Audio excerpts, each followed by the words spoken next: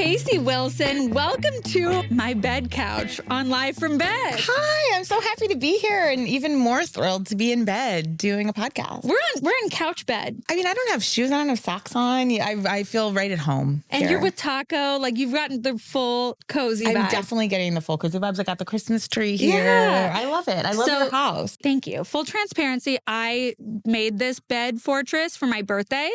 And then I was like, I was going to take it down, or not take it down, move the couches back. And I was like, Casey's going to be here. Who, by the way, you guys, like, let the sirens go off. Casey is the second timer on Live from Bed. I am? You are. Hey, I've never been so touched. Right? Like, yeah. I'm like, no, there's no better person for this. Thank you for having me. As we had established last time, you are raised in bed. You are like... I am a bed person, yes. Just we like you. both hail from bed mothers. Yeah. And we are bed people. Yeah, that's right. When you have a bed mother, 9 times out of 10, you're going to be a bed person. Are you a bed mother?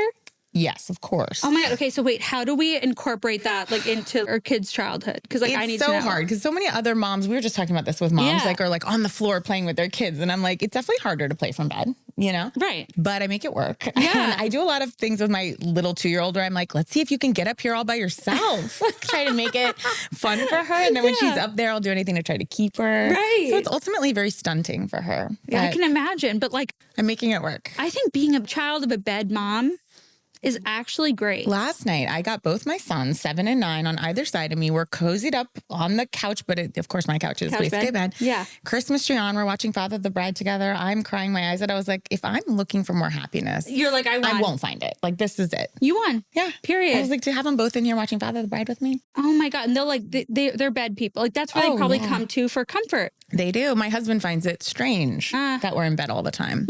He's probably not mentally ill at all, huh? No, he's not. I know, my husband neither. He has a little OCD, but in a way that's like fun. Right. You know, where it's like, oh, he throws salt over his shoulder. Right. Not in the way that's like... crippling. Yeah. No, my husband, I'm always like, I'm definitely the person that you bring to like your family gathering. And I'm like, your aunt has PTSD. You're like, I'm labeling your entire family. And I try to find this dormant mental illness that like I will surely bring out my husband. Yeah. I can't find out. I can't find because if you can't bring it out, no one could. That's what I'm saying. Like, So we were just talking because we were talking about my birthday and there was a package that I'm expecting. And the reason that I'm expecting it, because normally I would just let the cards fall as they may. Yep. This time I'm so anxious because I have a present chaser on my hands.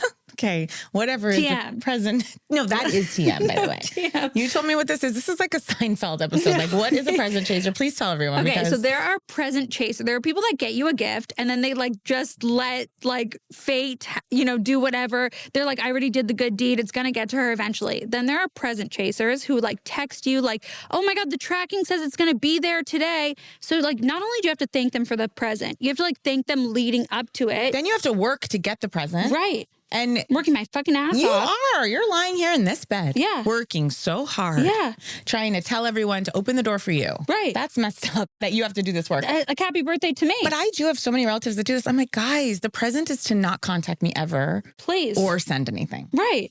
You know, 100%. or if it comes, it comes. If I send someone something and I never hear about it again, I don't even, here's the text I hate. It's so fine if you didn't like it or whatever, but like, did you get the present? I'm like... Did you get the present? Which means like, okay, you already know that I'm late on thanking you. You didn't say that I liked it and I didn't do enough. I know. Okay, so this weekend, my husband's grandparents, wonderful, got me an incredible gift. Thank you, thank you.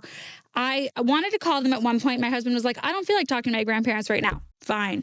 I was like, okay, but you're inflicting upon me. I'm going to see them tomorrow night. Then I have to do the worst kind of present thanking is when you see the person and you're like, oh my God, by the way, thank you for that gift. Because it shows that you didn't.